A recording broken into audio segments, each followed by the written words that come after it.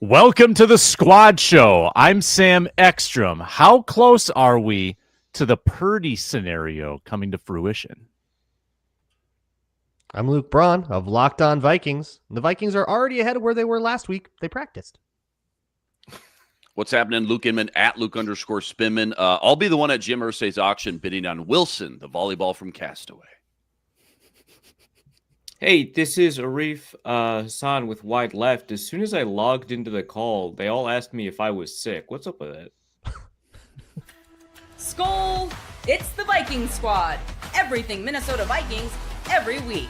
Breaking down all the big hits and game-changing plays from the land of 10,000 lakes. The way only the Locked On Podcast Network can. It's time to gear up. The Viking Squad Show starts now. Hey, what's happening, everybody? Welcome to the Vikings Squad Show on a Thursday. It's Lions Week. We're streaming live on the Locked On Vikings YouTube channel. Find our audio on the Locked On Vikings podcast feed. Find Luke Braun's Locked On Vikings show 5 days a week. It's great Vikings talk on the daily. We do this on Mondays. We do it on Thursdays. We do it after the games. So make sure you're subscribed to get the Vikings Squad Show every single time we do one. You met the Lukes. You met Arif. I'm Sam Ekstrom. Before the show is done, we've got trade possibilities before the deadline. We've got advantages and disadvantages against the Detroit Lions on Sunday. We've also got some forecasting about how J.J. McCarthy's next 10 games or what happens in the next 10 games could influence the future. All of that and more coming up on this episode, brought to you by PrizePicks. Download the PrizePicks app today. Use code LOCKEDONNFL to get $50 in lineups after you play your first $5 lineup. I brought this up on the Wednesday Squad Show with Reggie Wilson, Julia Daniels, Ron Johnson, and I'm going to recycle it and bring it up here. There are some very interesting forks in the road over these next 10 games. You know, you've got a 10-game sample of J.J. McCarthy if he stays healthy. That will influence how this team is viewed in 2026, whether McCarthy is still viewed as an option in 2026. I think there's also the very juicy scenario of, like, what if he gets hurt, Max Brosmer comes in and balls out.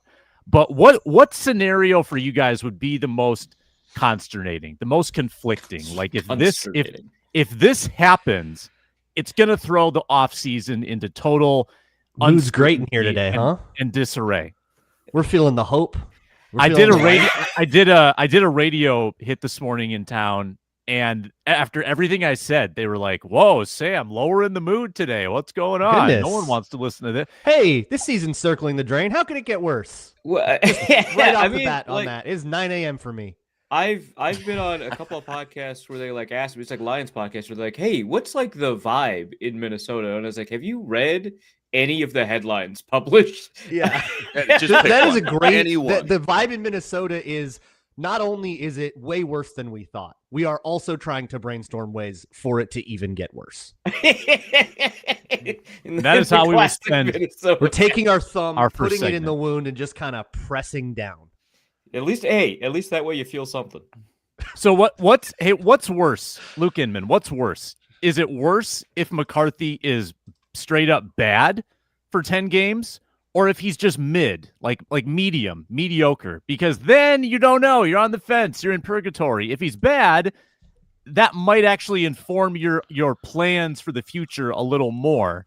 And so what? Maybe a little, but it's still such a small sample, right? I mean, Yeah. you know, we talk about the Peyton Manning rookie year all the time, things like that. It's still too small of a sample. I think worst case scenario, you know, we're sitting here going on year 2. You got 8 quarters under your belt. That's it. You only got the 1 full week of practice at this point. I don't really care if he goes out there. I mean, I don't love it, but if he goes out there and puts up Ryan Leaf rookie year numbers, as long as he's on the field at this point, this dude just needs to prove that he can stay healthy for a long string of games. I think that's first and foremost. And the only way to get better at this point, which we've talked about ad nauseum, you got to start taking reps, being on the practice field and being on the field on Sundays. That's kind of the point I feel like we're getting close to. So worst case scenario would be, he gets hurt again for a long period of time. Max Brosmer comes in and balls out. Well, that's a good thing. That's fantastic. Take it anyway. Max Brosmer balling out is the worst case. Are you kidding me? What? That's a good quarterback on your can you one imagine good quarterback. What if he's our Tony one good Romo? Quarterback is better than no good quarterbacks, Arif, right? Brock Purdy. So for reference, Purdy came in. He won 6 regular season games in a row, 2 playoff games, and then his shoulder came out of his socket in the NFC Championship game. But so what is the let's not even say 8-0. What would Max Brosmer have to do for them to just scrap the plan and turn the keys over to the undrafted rookie? We know they would just have to like him more, internally. Yeah, I don't think that there's you get in the game and you have to cross this threshold. They have to be internally convinced. No, this guy's a better quararterback, which is right. clearly not when the case. Carson Wentz was 2-1, we were like, this guy's not real, right? The record doesn't matter, right? Yeah, I think we're pretty well trained to see. Yeah. Fraudulent wins. I think we've got enough experience to know what. But no, the reason Max Brosmer performing well is a problem is because we also don't know. Inman, you're saying another good quarterback is good, and I think if we knew that a good performance meant a good quarterback, then you're right. That would be better, right? But we don't know that. And that's the issue, right? Is that we have to figure out kind of not only how is he winning, but how much our priors matter, right? We know not just that he's an undrafted quarterback coming in, but that they were so unconfident in his ability to play early that they had someone run through a meat shredder against the Chargers rather than have him play for more than cleanup snaps. The odds are he's probably not good. He's probably not going to pass the eye test that we're looking for to surpass JJ McCarthy. I mean, what are the odds that in a couple of weeks, once John Wolford gets up to speed, he's the backup and Brosmer's back to the emergency third? Pretty reasonably high. Higher than it should be when you read the whole thing on paper. Undrafted rookie who didn't really have the playbook down that well in preseason. This is chill. I think the worst case scenario is that either because he gets hurt again and we just don't get to see anything, or because he's, Nathan Peterman bad, you're going into the offseason going, I don't think that the guy's the guy. You got to just see something out of McCarthy to know that, okay, we're on some kind of path here. That can justify a couple of years of, okay, let's, really, look, you've had plenty of teams stick by their quarterbacks when they were bad. For a couple of years, you get just to see how it plays out. That's kind of the normal thing to do. And I think the worst case scenario is for him to fall below some threshold that is so bad and sustain it all year for all of those 10 games. That they're just this is Nathan Peterman. I think the threshold for how bad he can be before the Vikings give up on him is really high, right? He'd have to be catastrophic. They've burned a lot of stuff just to keep him on a path. Right. And so I don't know that him being bad or mediocre is that much of a difference just in terms of how the Vikings will approach their decision-making at the position this offseason. I think in terms of ambiguity, the worst is if he plays well in this game and then gets hurt. That would be catastrophic. A third injury tough sell. in 2 years when and saw some flashes in there. You had that one quarter, fourth quarter, week 1, and then put together a full then we game. get to say, let's say he plays well 3 quarters, then you get to say, well, out of the 12 quarters, right? That would be such a tough sell. I do want to say about the 2 injuries, they are unrelated, and that's really important. Mm-hmm. They're related though in that he was scrambling on both of them and took hits, right? You have a quarterback that's going to move. He wasn't. That's not. And he true. needs. It is true. Meniscus on a scramble. We don't know when he tore his meniscus. I think it was on a scramble, but all right, go ahead. I don't believe so. Well, maybe I'm wrong, but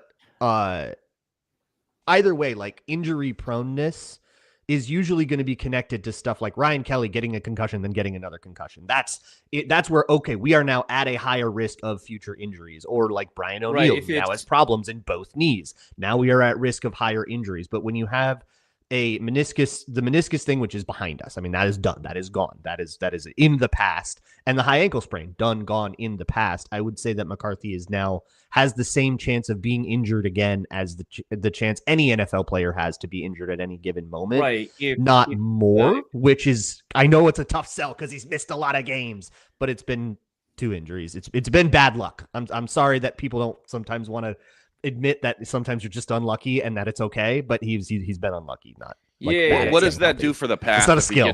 If there is a third injury that shelves him for the year, and that too is unrelated. That too is unrelated. It depends on the injury, right? Like so what I was going to say is that, like, in addition to repeat injuries of the same type, sometimes you get injuries that are part of the process of like recovery or whatever, right? So like you get an ankle like Brian injury. O'Neill, yeah. And so, like, very often, like, patellar tendon injuries lead to ankle injuries in the opposite leg, right? Like, okay, that's related. We got to be worried. But, like, if he separates his shoulder, right, which, like, knock on wood, hopefully doesn't, right? We can't. It'd be really difficult for me to be like, well, he's clearly got a problem. He's just got weak shoulder. He was like never hurt before the NFL, right? Yeah, which again, that's I've mentioned Matthew Stafford a couple of times in this context. That's exactly what happened to Matthew Stafford. He had a couple of unrelated injuries early in his career, was tagged with the injury-prone label, and then went like 8 years without an injury before the Rams covered up a death. Right? Like that's but he was pretty uninjured for the better part of a decade. The Rams cloned him, and they were right to do it. Yeah, and good on them. But yeah, so like him playing well and then getting injured would be the thing. I do want to like talk about some of the comments here where people are talking about like, he's playing behind this offensive line or they need to block for him. And like, yeah, the offensive line situation isn't like ideal, but it's also like not the worst in the NFL, nor is it anything that other quarterbacks haven't like overcome and had better performances than McCarthy has had. Like that, I do want to say that like he is taking kind of a normal amount of hits, even if the blocking doesn't seem all that ideal, which it isn't, right? But he's taking kind of like a normal amount of hits. I don't think that that's like a primary problem here in terms of what the offensive line is responsible for. Let's also not pretend though that like some guys are just like their makeup is different, their DNA is different. They take hit after hit after hit, they keep popping up, and some guys just it's in their makeup regardless of how good a shape they're in, regardless of how like young and how young they are, how youthful they are. How much do we know that versus how when guys that don't get hurt because of luck, we just say that about them? Like I don't know. How do we know that? Like you're talking about guys like gutting it out. You're gonna tell me that like Andrew Booth is just that unlucky that he just keeps Andrew Booth clearly had like a specific problem. Multiple injury problems with the same area over time since high school. Like that is Andrew Booth has an injury prone history, but a lot of players with multiple injuries in their history are not any more likely to get. I mean, I think of Kyle Rudolph a lot with this. Kyle Rudolph, who missed 8 games 3 years in a row early in his career, and he got the injury-prone tag, and then he just like Iron Manned it the rest of his career. Like sometimes these things just come in unlucky streaks, Chad Greenway, and we mistake streaks for patterns because that's what our lizard brains want to do. Right? Yeah, and so when we see a player who takes a lot of hits and doesn't get injured, we might say, hey, there's something different about them. But like, if you assign a probability that someone gets injured to every player and run like 10 years of simulations on 1,000 players, a bunch of those guys will survive without any injuries. And so with no difference in their makeup. So like, I don't know that there's guys with like DNA where their ligaments are stronger and their bones are denser.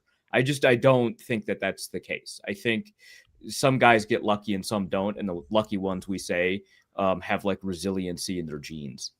There was a bunch of study done on this, I remember, in 2022 because the Vikings were so healthy. They're like, is there something to this? And basically, like, nobody can ever find like a pattern that sustains at all. It's injuries or luck. They've always been luck. And when they come a whole bunch of them in a row, unless you can point to a reason, like Andrew Booth's, like what was it called? Like the hyper growth knee thing. Yeah. Unless you can point to a reason, a thing that has happened, or a really bad like knee injury that is now just going to affect the way that they are forever. Unless you can point to a thing, there's really no like pattern to it. It just feels that way because I think for a lot of us, whatever happened most recently is what will happen forever. And that's what happened to McCarthy most recently. He was hurt, so I guess he'll be hurt forever, and that's like the thing that we all want to think about. Wanted to clean this up too. Neither Braun nor I are correct or wrong on this. McCarthy still isn't sure when he injured the knee during the game against the Raiders. He said his adrenaline was flowing even after he left the game, didn't feel the injury until his knee buckled walking down the stairs the following day. Sam Bradford I remember situation. reading that and being like, come on, man. Man. This is ridiculous.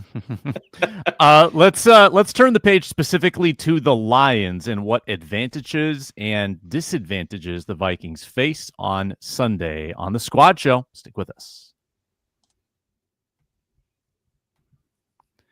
Brought to you today by PrizePicks. I owe these guys a PrizePicks entry because I went negative in our betting contest. That's right. And yes, that will happen this weekend. But PrizePicks is the best way to do it because if you're following the NFL, the NBA, you've got opinions, you want to get paid for having the right opinion, PrizePicks is absolutely the place to be. Very simple. Put together an entry. 2 to 6 player stat projections. Take more, take less. Put together an entry in like 60 seconds, and boom, you can get paid. They also have a new stacks feature, which is a game changer. You can pick more on like Steph Curry's points, threes, and assists in the same lineup.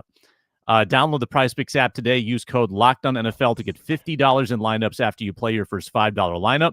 That's code LOCKEDONNFL for $50 in lineups after your first $5 lineup. PrizePicks, it's good to be right.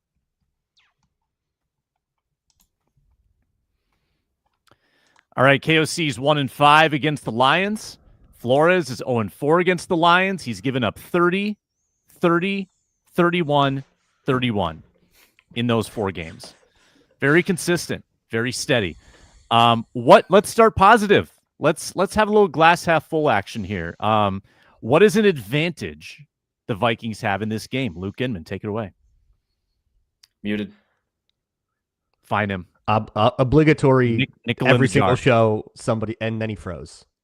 Oh, God, that's wait, beautiful. No, he's there. He's there. Stopping. Muted. Okay. We got him.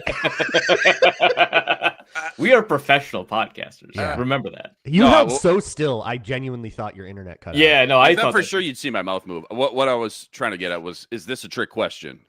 Is this going to be on the Wonderlic or something? Because you really got to squint to find something. The Vikings own the Yeah. all-time series record, 80 to 45 to 2. So there's Do you that. remember the Hang the good banner. old days? What was the winning streak? 16, 17 games? You There didn't in even like have to think. You woke up on a Sunday. You say, Childress. "Oh, we got Detroit." Yeah. You didn't even have to think about it. Yeah. I mean, you say that, but also they did almost lose to the 0-16 Lions. Thank you, Dan It was Orlovsky. Interesting. Yeah, thank you, Dan Yeah. Orlovsky. I was at that one. Just to keep things Me too. interesting. Oh, we probably you ran know, into each other, Braun. The Lions Perhaps. I was a secondary, I know they're getting Brian curly-headed Branch teenager. back, but they're not always good at chunk plays, explosive plays, whether that's just bad coverage, a lot of pass interference calls this year too. So again, trying to squint here a little bit and find something, but between JJ and Addison and even Jalen Naylor, Hawkinson, you got some guys with speed that can get open, that can make plays downfield and exploit that matchup with the Lions secondary. I know they've allowed at least 120-plus yard pass play every time this season, every game this season. So there's an opportunity here to exploit that Lions secondary, just given the Vikings' weapons on paper. Will it happen? Obviously, you got to get a little run game going. You got to get some protection up front, and then you got to have JJ kind of sling it and let things loose a little bit. But there is a small opportunity there I see with the Lions secondary. Yeah, you've got a healthy group of pass catchers against Amik Robertson, Rock Yassin, who I don't know what was the report on his health yesterday. Injury He should report be fine to go, it sounds like. in real time. Lions didn't practice yesterday, but They projected Rock practice. Yassin was not on the injury report. Yeah, So he should be I fine to think- go. Really, it projected a walkthrough coming off a bye. yeah, I don't- they did yeah. not practice. Maybe they did some stuff on Monday, but I was gonna say if Rock Yassin, Nick Whiteside, who had like a killer debut actually against the Bucks, his first game ever, and Arthur Mollett, Art old Millett. journeyman, Art Millett. Those are their core 4 at corner. That's a gettable Don't secondary. underestimate Art Millett. That dude's a ball hawk. The Lions are just, I guess they just always do this. They're just finding ways to make the defense work with like a bunch of. This is what Matt Derry was telling me on the crossover. Like it's like no name defense, but they like work in EPA per play on defense, and they don't have a secondary. Like it's like there's no name recognition at all, but it's like happening. But no, I was gonna say, the receiver group versus that secondary is probably where the advantage is. And I think given that Inman said that, I had to scramble to think of another one, but I actually don't have to think too hard. The Lions' interior offensive line is relatively new. It's young. It's struggling a little bit, especially relative to like the past couple of years. And the Vikings' interior defensive line is like pretty good and fun. Plug Wide Left Football. I just had a piece about Jalen Redmond go up about how awesome he's been. His strengths and weaknesses and stuff like that. Shout out Matt Fries, but. Jonathan Allen is playing well. You've got the ability to generate pressure up the middle through, the way that they blitz and stuff like that. I think the ability to generate interior pressure, especially in the passing game, is an advantage for the Vikings on the interior defensive line. I might pull something reaching as hard as I'm going to reach here, but I was scraping, and I realized that the Lions don't have any tape on JJ McCarthy with Jordan Addison. It's total mystery. Okay. Yeah, they can't prep.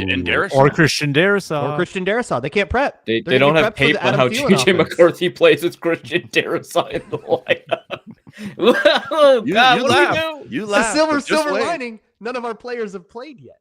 They don't have any tape of the last few weeks with all the starters in on defense because for some reason Brian Flores won't use them. It was just a long con, this whole thing. The whole thing. They're just setting up to beat the Lions. For the Lions game. They haven't won in Ford Field yet under Kevin O'Connell. They have lost 5 in a row to the Lions, and they haven't scored a touchdown in the first half since week 3, but they've held all their cards. Yeah, I respect a 7-week long con, 8-week long con. Yeah. Lost 3 out of 4, but it'll be worth it if you can get those divisional games. When's the last time they've won in Ford Field? Week 3, 22. Oh, no. In Ford Field? Was 21, was that the infamous Cam Dantzler play, last play of the game? That was 21. It let him out of 10-1. No, it was 2020, week 17. When the meeting was where Chad Beebe had like a crazy touchdown to end the first half. And the Chad Beebe offense game where Mike Zimmer wouldn't let Justin Jefferson go for the record. Yeah. Even when we win. The rookie record. Fun. And that's why he didn't win Offensive Rookie of the Year. Yep. Kind of, actually. Kind of, though. I mean, didn't play the first 2 weeks either, right? That's wild. Crazy to think that in 2 of KOC's seasons, the Vikings lost a total of 7 games. 3 of those were to Detroit in those seasons. Even in the 2022 year, the Lions were not that good, but they turned it on late, remember? And I think the Lions were actually favored, even though they were like 5 or 6 games worse than the Vikings heading into that game. There wasn't even coming off the Cowboys 40-3 debacle, so the vibes were bad. Wasn't Jared Goff's first win in a Lions uniform against the Vikings? Like that, we got the Sports Illustrated swimsuit edition phone call video. Yep, which was honestly like very heartwarming, but also very funny. But also, it's our new Soldier Field. Yeah, we can't. Yeah, we should talk about it like that. Games. We got to stop talking about Soldier Field and start talking about Ford Field. Yeah, it's crazy. But it's worse because in Soldier Field you would lose these like weird ones on a field goal. In Ford Field, they're just no show every time. They just show up and suck. Yeah.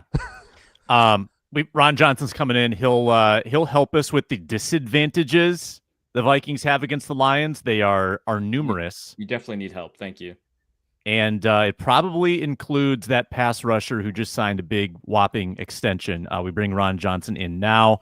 Talking Vikings-Lions. Ron, we just rattled through some advantages that we think the Vikings have against Detroit. Do you want to try to add to that list? It's kind of tough to find, but do you have anything in mind? Advantages. I don't know what did you guys like? Did you talk about like red zone production or anything? No, the one advantage that I guess the one I'm like front of mind, because it's going to be on Vikings.com as well. So I just did the play breakdown for them. And so let me go to my plays. So when you look at the Lions in the red zone, right? They are second in sacks. Like they've which is not good for the Vikings, right? 7 sacks in the red zone. This segment is about the advantages the Vikings have over the Lions. Right? I'm trying to get there. But here's where teams have taken advantage of the Lions, and I think the Vikings can do this. So, Packers, Bengals, Ravens, Chiefs, 4 games I watched. Every time they got inside like the 20, 24-ish, because every play, like 3 or 4 of the plays, I'm like, pause it right there when the quarterback's foot is on the 23-yard line. So ball must have been similar spots, 14-yard line, 14-yard line, yard line. The Lions run a lot of man coverage.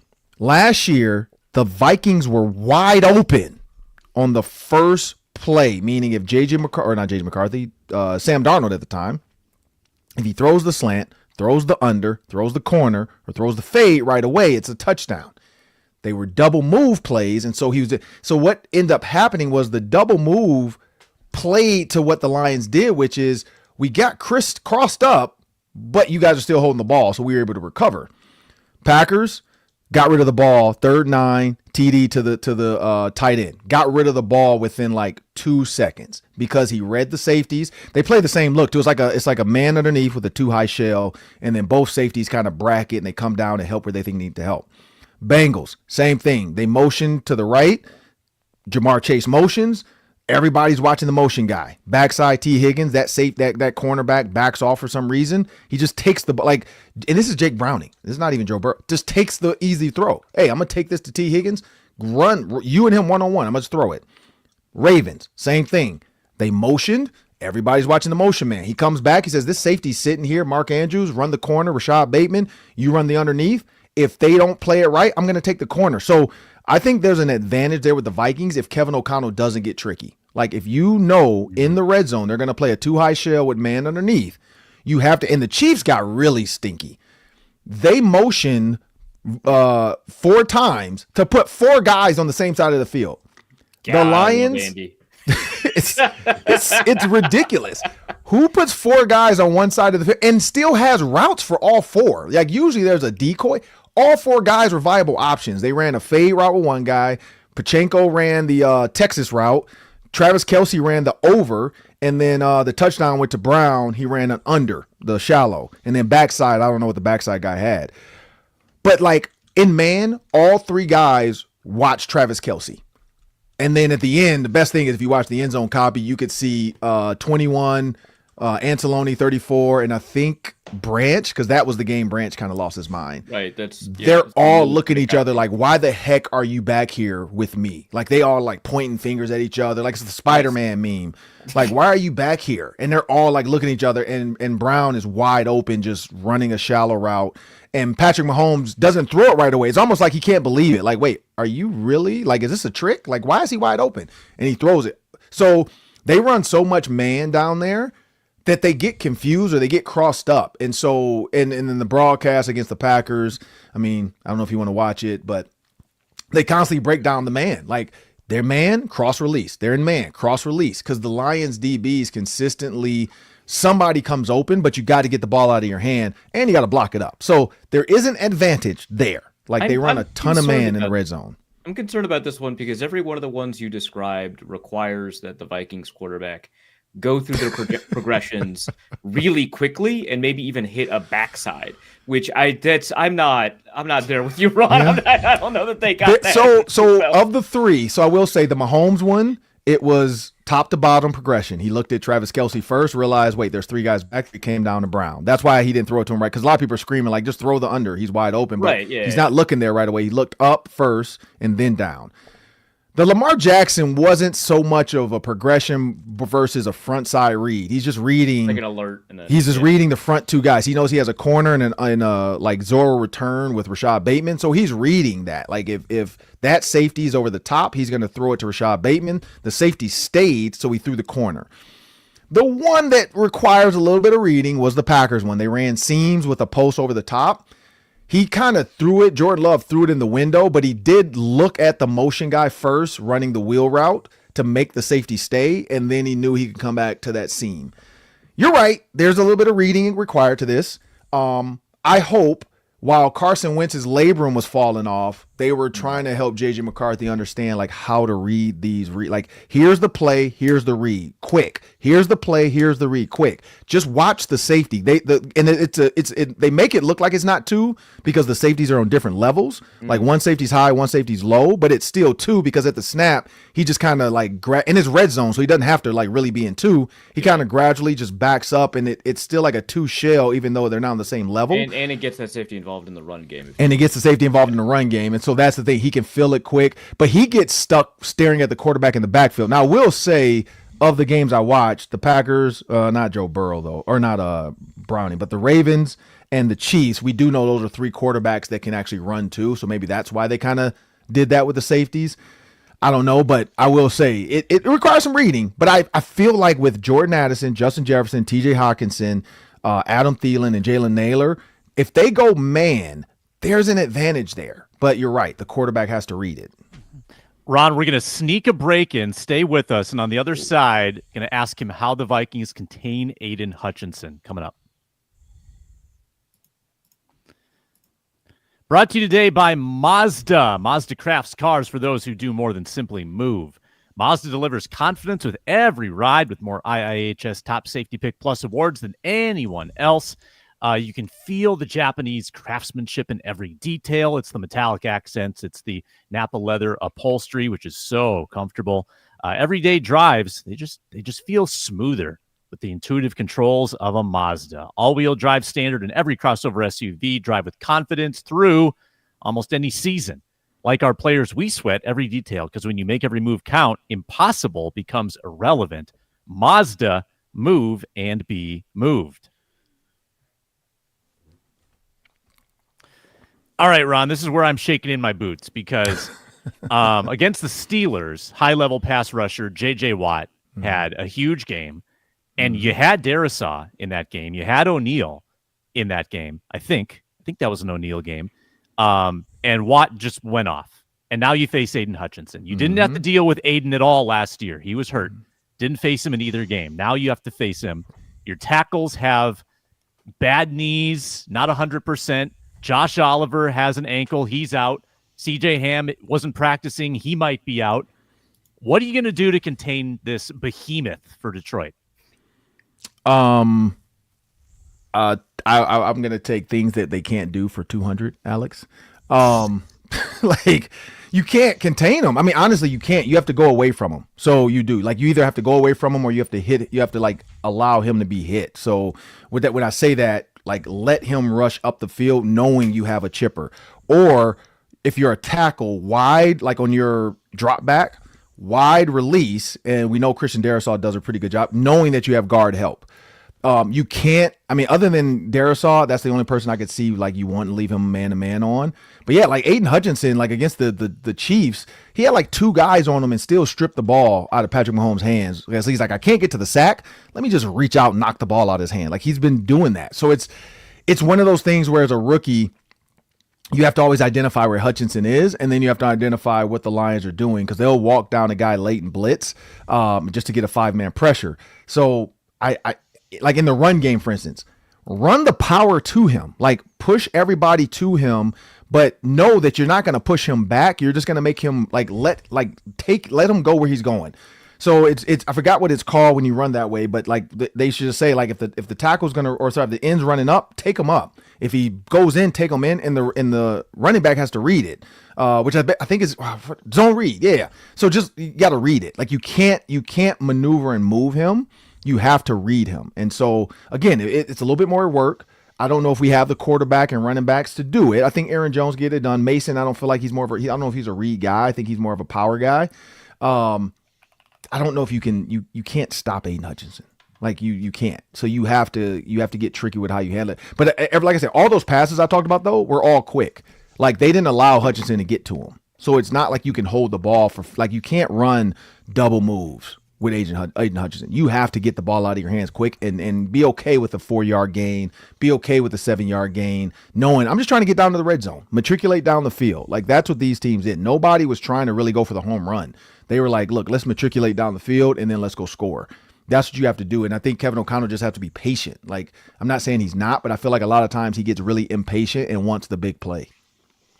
Sorry, Luke, I'm going to jump in before you go, Go on ahead. that, because on Aiden Hutchinson, a lot of teams have done exactly that, where they basically angle every zone run away from Aiden Hutchinson, knowing that there will be a cutback lane, because Hutchinson likes to come up field a lot and likes to really try to rush that, especially if you have like any bootleg action, he'll like come up and try to take out the quarterback, right?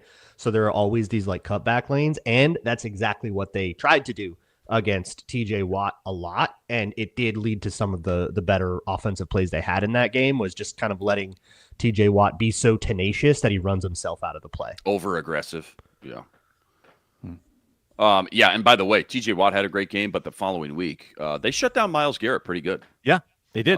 So there is a blueprint there. Ron, how nasty is this Kirby Joseph, Brian Branch kind of duo they got at safety, when both are healthy? And, I guess how does McCarthy and KOC make sure those two specifically don't punish you, but you're still pushing the ball downfield? Well, if you have a post-game conversation with Brian Branch, you got to bob and weave. Like, you don't just go up to him for the handshake. You bob and weave, because Juju Smith-Schuster thought it was a game, and Brian Branch is playing no games. He is not out here for the games. No, they're really good, and the reason is because of what you said about the front seven. Like, that front seven is really good, and that allows them to kind of not have to cover for 37 seconds. I mean, that's the key to this. Like, their pass rush, their nastiness, it's the Detroit blue collar, knee cap biting, ankle kicking, hit you late. It's a dirty game. Like literally right before I came on here, I had an hour sit down with Jordan Hicks, and Jordan Hicks and I were talking about that, about defenses and, how that mindset of a defender. And, I even asked him about playing through injury and that mindset, because, he tried to come back quick after his shin injury.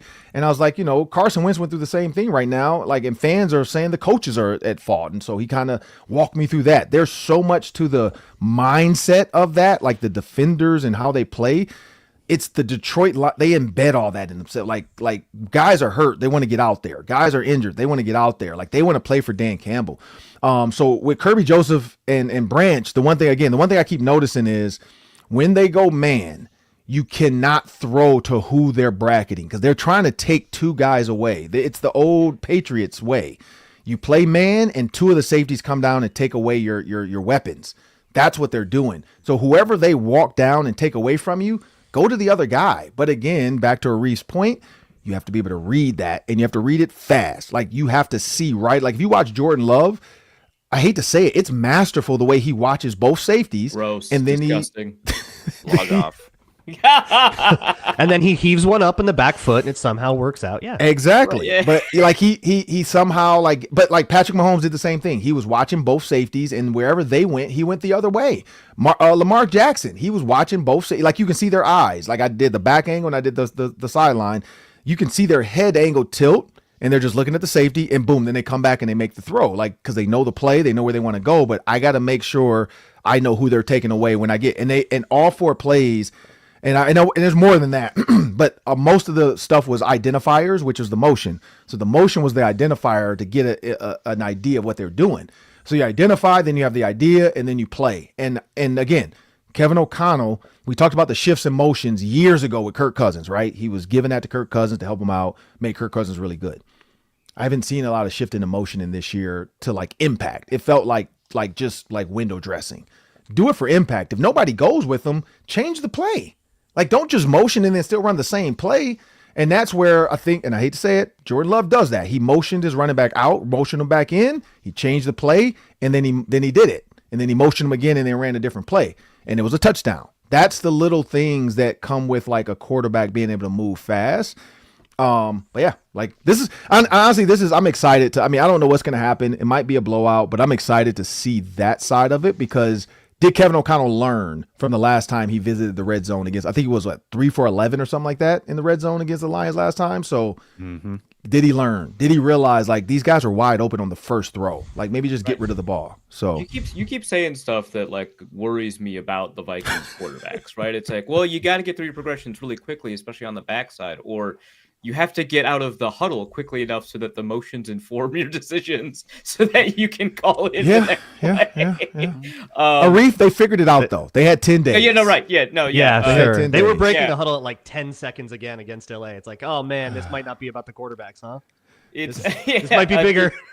I'm just thinking, like, Ron, when you said, like, JJ was learning how to read, which I'm just going to leave the sentence like that. It was like while Carson Wentz was out there, it was like he is getting demolished, and everyone's like in a huddle. They're doing like the big thumbs up meme, like whatever's going on there, Carson, you got it. All right, when you take a look at this play, JJ, right? He's like, hey, here's the tablet. Let's come over here. Look at this. No, he's still got 3 of his 4 limbs. He's fine. Okay, JJ. So because I'm pretty sure he has one of these on the sideline, you know. So when you get over there, you just, you know, oh, okay, Carson did that. All right, I'm good. Right, and then he toss it like Aaron Rodgers does whenever he's pissed off. But yeah, like it's Vikings branded speak and spell. No, my question's on the other side of the ball. Jared Goff and Amon-Ra St. Brown have eviscerated the Brian Flores defense. Yep. Year in, year out, right? Yep. Like every time. How is it? Can they stop doing that? How do they get them to stop doing that? So this was my Jordan Hicks question, right? I asked him. I said, coordinate, because he was in the defense for 2 years. Yeah, I'm like, you would know. Coordinators live and die by what they do, and that's the answer. Coordinate, like he's gonna live and die by pressure, right? And so that's forcing a couple guys to be, you know, and if the pressure doesn't get there, you're manned up. And Jared Goff is one of, like, I wish I could do 2 breakdowns, but you know, there's only so much time in the day. Because I did the Lions last year offense wise, and so probably the second time they play Lions, I'll probably do their offense next time. But I love the Jared Goff breakdowns because he does that. Like he is able to manipulate the defense with motions where he knows exactly what you're in, and then somehow Amon-Ra St. Brown has figured out the zone hole, quote unquote, where either Josh Metellus is going to void, but there's something there that he's figuring it out, because every time he finds that zone hole, and maybe there's like, look, we know we got this picked up, so you got time to work the middle of the field. And I think it comes down to pressure. Like it comes out, if you get to the quarterback so quick that he doesn't have time, then you could beat the Lions. But if Jared Goff is able to sit back and that Vikings, because I mean, he's sending 5 to 6 guys every time. If you're not getting there, then yeah, you're leaving your guys susceptible. Do you put Byron Murphy on Amon-Ra St. Brown and say, hey, look, you just follow him? That, I don't know if that's the answer, but I mean, have we tried that? The disappointing thing about the last game last year is that the pressure actually worked in the first half, and you generated 2 turnovers as a result, and you didn't take advantage. And then he got wise to the pressure, and then he started finding his outlets, and then it got sloppy late. Ron, thank you for your contributions, and we'll talk to you after the Sunday noon game against Detroit on the post-game squad show. Can't wait for that, man. It's gonna be some dead Lions on that field. Let's hope so. Or dead Lions. They're gonna kill the Lions. Whoa. No, they're not. Or Luke Brown's gonna go full tinfoil hat, and he's gonna be upset about Lions are used a lot plays. in. There'll be plenty of normal stuff to be upset about. I think. I don't think I need to go with I don't know. This, I mean, we're gonna find out. This is probably the most exciting weekend for, I think, a lot of Vikings fans, because we get to find out if JJ McCarthy has learned anything, or is he still hurt? And Max Brosmer is going to trot out there in Detroit in the Motor City, and it's going to be Motor City Max. And then I like that. It was written. Yeah. Oh, Did they play in the Motor City Bowl last year, Ron, or was it a different bowl game? They played in Detroit a couple times. It was they the played Duke's Mayo Bowl, and PJ got Mayo. He got Mayoed on. Yep. And so I think the year before that was the one with what's his name, because they didn't have a quarterback. Yeah, it was the year before because they didn't have a quarterback. Remember, they had to pay a third-string quarterback NIL money to not graduate and retire, because he's like, I'm done for the season. They're like, man, we'll pay you. Like, come play for us. Give 10 grand, man. How much? All right, let's go. That's right. All right, good stuff, Ron. Appreciate good insights. Thanks a lot. It's Ron Johnson at 3 Ron Johnson. Check out Jordan Hicks on his show on Tuesday. After the break, I'm going to tell you which center the Vikings will be trading for. Manifest.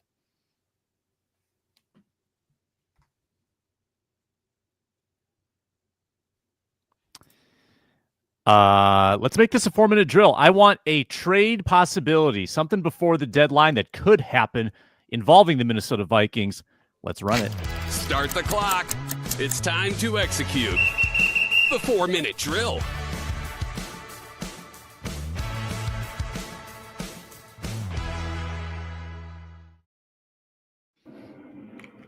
Here's what I've got. You all told me on Monday that the Vikings needed to target a center at the deadline. A center. Ryan Kelly's concussion issues. Don't have a great backup. So this is what they will do. The Vikings will dangle a 4th or a 5th for a true Viking.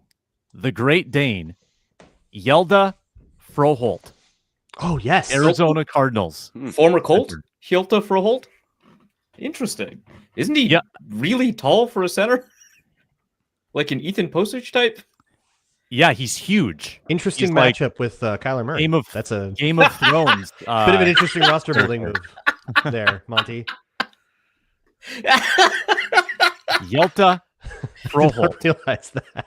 That's so good.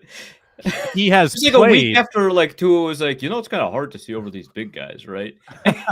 And meanwhile, Kyler Murray's like drowning over like jumping over it like a kid trying to see over a fence to a baseball game. Like this is precisely why. This is precisely why the Cardinals will want to move on, because it's just not conducive with the size of the quarterback. So they will give the Vikings Yelta Froholt for a mid-round pick. It is a very fair contract for the production that he's offered. He has played virtually every snap the last 3 years. He's played well. I don't know if he's all pro level, but he's played very well, very durable, still in his 20s. And he's signed for less than $7 million next year. So you have the next year solution as well. You have a quality center that can play. I think Ryan Kelly's got a very cuttable cap number if you want to move on from him. He might retire. This could be your 2026 solution. Froholt, my guy. I like it. I like it. I dig it. Yeah, I like it. I like what Luke brought up. I think it was last show. Quinnen Williams. I mean, the Jets have one win. You got a stud veteran defensive tackle that probably wants to play for a competitive team, right? Not waste his peak, his prime right now. Vikings, I mean, they got about 6-7 defensive tackles. Maybe that means you got none when you got that many. Did you just drop a 6-7 on purpose? 6-7. You just dropped Last that? person purpose, on this but panel I would definitely expect to be tuned to that. In that actually, subconscious, well, he does have kids, but there's no way they're old enough, right? No, the young one, the second Not old grader, enough to just be pounds online. that all day, every day. But Quinnen would be a monster upgrade. Interior, both run support, but the pass rush department as well. They've been. When's the last time the Vikings have had a consistent interior pass rush? Maybe it's a 4th and a 5th, maybe it's a 3rd and a 5th, but whatever it is. I mean, the way Kwesi is drafted too, I'd rather have somebody proven than maybe throw another dart up on the board. Not sure how the money works out either. I'd have to look up a salary cap, but salary cap's big anyway, so figure it out. Yeah, the money's doable. Can I go the other way? Somebody that they're maybe going to get rid of here. Yeah. Don't say Naylor. Don't say Naylor. It's not. But they do have a player who it feels like the contract was designed to get cut next offseason unless he really showed out. He has not showed out. In fact, he's been fully benched for Jalen Redmond. Javon Hargrave, you're out of here. Whatever, 6-7 swap, that's it. You're out of here. 6-7. All right. He played 18 snaps against the Los Angeles Chargers. 18 snaps. He is benched.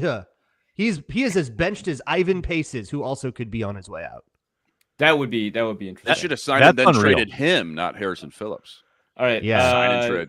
PHT with the correction that is accurate for Holt was not. They rushed Eric Wilson a third of the time. What are we doing? Eric Wilson has been weirdly productive. Very small sample. They're rushing him off the edge against tackles. What are we doing? Eric Wilson is the guy who's a former safety at Cincinnati, smaller linebacker than Ivan Pace, by the way. And we were like, yeah, he's a coverage only special teams guy, and that was proven true for years. And then he finally got pretty decent against the run, and now they're just rushing him off. Blitzing 6, and it's 5 D tackles and Eric Wilson, and we wonder why the coverages aren't working. Help! Anyway, PhD with the correction for Holt was not with the Colts. He was with the Patriots and the Browns previously. But I, in order to kind of cheat on the segment, I looked up, trade ideas, right, to see whose I could steal. And ESPN's list of Minnesota Vikings trade ideas was so catastrophically bad that I just had to steal one from a previous week of the show instead. Because they were like, the Vikings should trade for Kirk Cousins, which, like, what? Like, if you're going to trade for a quarterback, at least make it like Jameis. Like, what are you doing? Or an edge rusher. And I was just like, oh, who the Falcons need what? right now? What are we doing? What? come on. The starter is actively hurt. Why would they trade their backup right now? What's I happening? was just so confused. Come up with a new name. Ah! Yeah. So lacking the fortitude to trade for a quarterback or an edge rusher, I've decided to trade for Reek Woolen. Yes. No, Like the Seahawks were. It sounded like thinking about trading him last year, and they didn't do it. But it sounds like he's probably going to be available. He's pretty toolsy. The Vikings just have like a size and speed mismatch in a lot of games, and he needs a lot of work. That's why he's on the trade block. But I think that there's just like a lot to work with there. That you've got and plus, I mean, like he does flash, right? Like there are like he's flashed way more than Okudah has, right? Like, I think that there's something there to work with, and if not, it's probably an upgrade anyway. Plus, if it's not an upgrade, you need depth. This is not a very good. You need bodies back depth there at wise. this They have point. three active probably- corners right now if Okudah doesn't play, which Probably they've already shouldn't done. It's Yeah. What are probably we should have doing, man? traded the Like- one guy they traded away, but don't worry about it. Yeah. That's fine. Yeah, it'd be a rental with Woolen rest of the year. Chance to, maybe if he doesn't, if you rent him and he plays a little bit and then they put Okudah back in, chance that you keep him in the organization next year, prove it deal, try to rebuild his worth. Wouldn't hate that. He's only 26. Let me ask you this. Someone reached out on Twitter, wanted us to have a discussion. We'll keep it quick, but who are the core pieces on this defense? Like, looking at future team building, they've bought into veterans in such a big way. What's the future? Right? Like, I don't think you can say Van Ginkel's the future. They've got him for another year after this. Grenard, core piece, yes, 2 more years. But like, what's the defensive core right now of this team that you can really circle? Blake Kind of bleak. Cashman. Cam Bynum. Yeah. Kind of bleak. Based on who's under contract, it's Grenard, Metellus, and then I would say Byron Murphy are probably like the have core pieces there. Wait, Yeah. is the Cashman contract not that much longer down the road? Is One he- more I think it year. expires After this. after. Yeah, it expires in 2026, but he could very much be like, I could definitely see They that gotta extended fix a little that. bit. Yeah, I could see them fixing that. That's a They priority. wouldn't do it. They probably wouldn't do it until this offseason, but I could see that being a move that happens, or even just like a restructure of sorts or a small thing. But yeah, it's pretty. I think there's a lot of turnover to come, probably because you don't have any draft picks that work. You're the second oldest defense in the league entering the season. Of course, That's it's what gonna- happens. Yeah, Like, you Almost like could have gotten exactly- excited about Dallas Turner, but I don't think you're elated about the 2 more years rookie contract with Dallas Turner. Like, that yeah. isn't. He'll be around in really 2027. It's what's Yeah, a matter he'll of be a piece. yeah. I think they could probably squeeze 3 more years out of Harrison Smith. Yeah. It's time, And that's man. long enough That for was rough Theo against Jackson the to learn Chargers. just enough It's from been him that Theo Man. Jackson can be. Watching that Chargers game, I felt like I was putting a blindfold on a horse, man. It's time. It's over, Harry. I'm sorry. He was so Glue factory, huh? slow. Oh, yeah. man. It's time for a farm upstate, dude. I mean, he might have an airplane hangar upstate. Like, it's fine. It's just another identical like wooden gym. Exact replica like what they do in presidential libraries. All right, man. Play here. It's the same. Don't worry about Don't it. worry about it. Yeah. No, there's a team FanDuel in Duluth, bets. trust me. Storied history. Week 9, FanDuel. This is where we stand. It's bad for me. Luke Braun has hit 4 bets in a row and has God. ballooned to $3,000. He's 9-7 on the year. We started with 1,000. What a funny bid. I'll bet on the money. Vikings to underperform. Yeah, F you, dude. boy. God, I'm not happy the about it either. Arif's in second. He is 1,600 behind. He is 9-7 as well. His bets just haven't been as profitable. Luke Inman is 5-11. He is Not minus $450 ish, and I am also 5-11. I've bet bigger. I've lost bigger. I am minus 1,700, a full almost $5,000 behind our leader Luke Braun. So I'm changing strategies this week, but I'm not going to tell you what it is because I'm going last. Inman first. Arif, we're really gonna spike you. That's you got it, man. Yeah. I know know you guys want to tail me. And honestly, Arif if with one of us 0 spikes you, maxes it's so left. impressive. Yeah, that was the whole idea. I wanted That to was get rid the of idea. maxes as soon Yeah. as possible. I like it. Yeah, we got to get serious here, Sam. Time to turn it on. Flip the switch. Here we go. I'm just going to try to keep this as simple as possible. Jahmyr Gibbs over 74.5 rushing yards, minus 114. I think we got to go max bet here. What's the window? Max bet 630 to 900. Let's go $777 on Jahmyr Gibbs. Nice. 777. Lucky sevens, dude. The slot machine comes up with the jackpot. Because that always was works. Lucky That always 74.5. 7. All right. Arif. Amon-Ra St. Brown to record 25 plus receiving yards in each half. The min medium, whatever what are our ranges? Middle medium, so 500.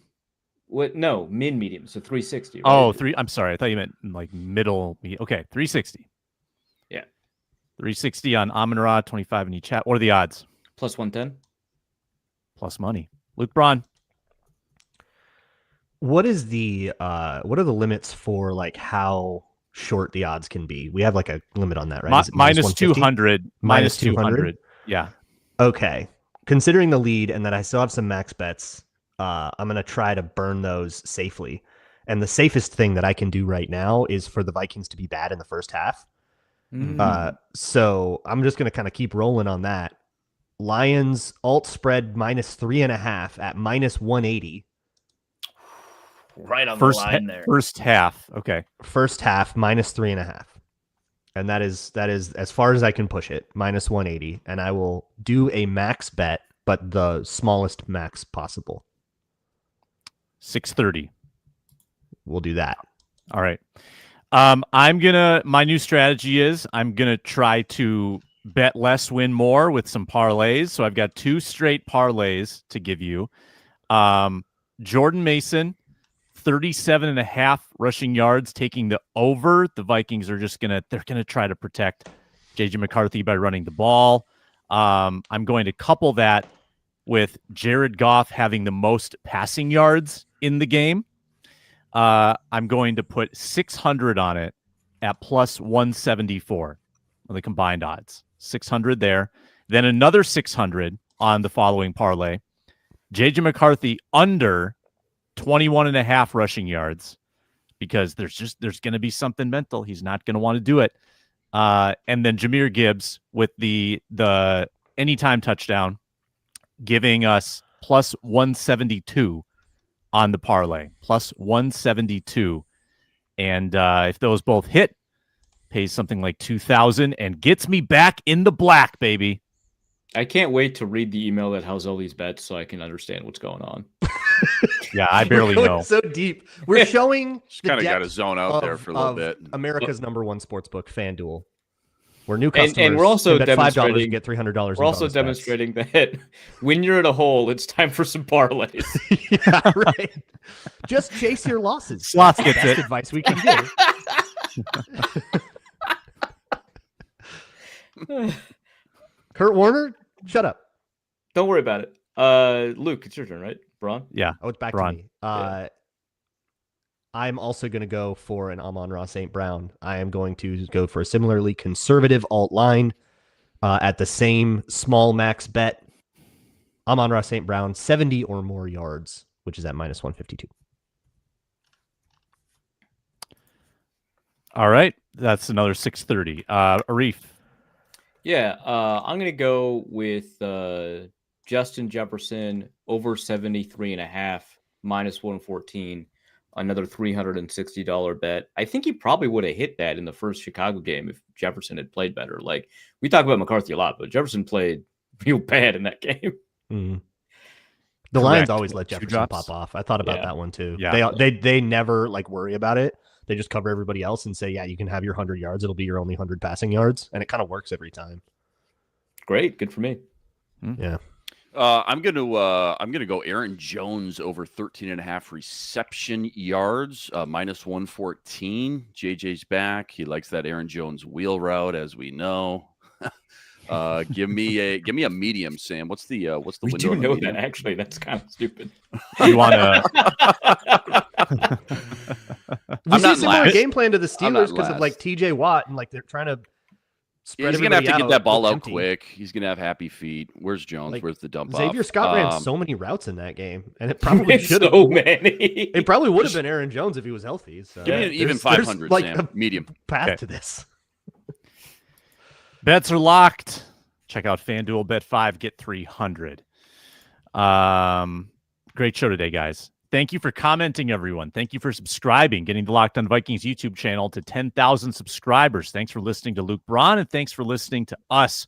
We appreciate that. Back after the game on Sunday, about 3 p.m. Central. We'll be here. We'll be live. Ron Johnson, Luke Braun, Luke Inman, myself, reacting to Vikings-Lions. Can't wait. Should be a good game, and we will talk to you soon.